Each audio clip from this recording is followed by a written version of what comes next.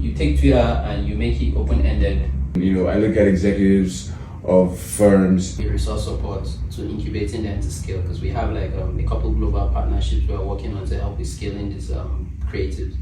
With the sports, something similar, where we're working on the pipeline, looking at setting up or backing a team or whatnot. So yeah, just making sure that all our verticals take shape, and like I said, being able to identify, incubate, and scale talent across these 4 verticals, which is sport, art, tech, and the creative sector.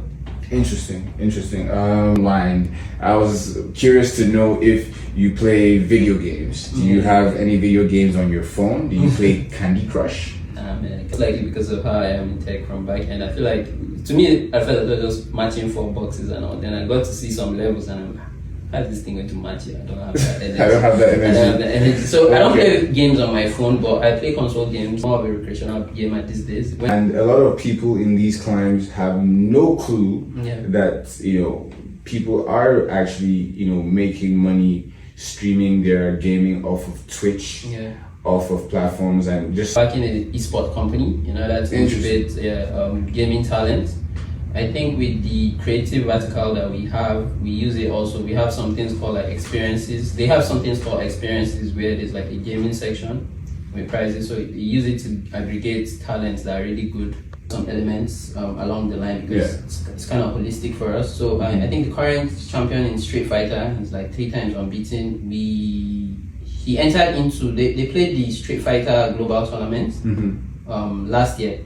He qualified from Kaduna through us, because he qualified from Kaduna. He was to represent this northern region in Lagos.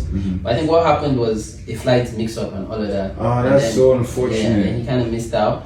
And then also we've noticed that there's been times where there are contests and then just maybe internet lag and a whole lot. So that's so unfortunate, because we don't have enough representation. Especially people from the north don't have enough representation in the entertainment space. So that's just unfortunate. But I hope that through some of these initiatives that you're supporting, you're able to bridge the gap and able to spotlight talents that exist in this part of the country.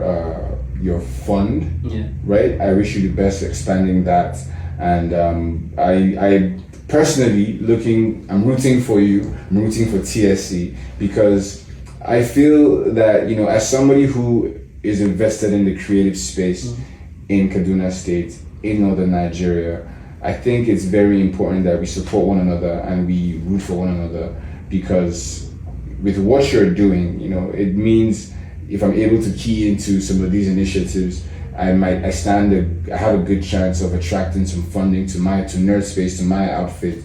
And that's a conversation that we haven't had yet, and I'm looking forward to having that conversation. But this sit down was long overdue. I'm happy that we finally got a chance to have this conversation. It's an absolute pleasure having you, and I look forward to keeping track of everything that you're working on. And hopefully we can have this conversation sometime. That dragon actually ate you up. Man, that dragon, we're gonna slay that dragon. Exactly. So man, Oluwajimi Akintunde, it's been an absolute pleasure. Thank you so much for being on the Nerd Space podcast, and I wish you the best. Yeah, thank you so Peace. much, guys. Cheers.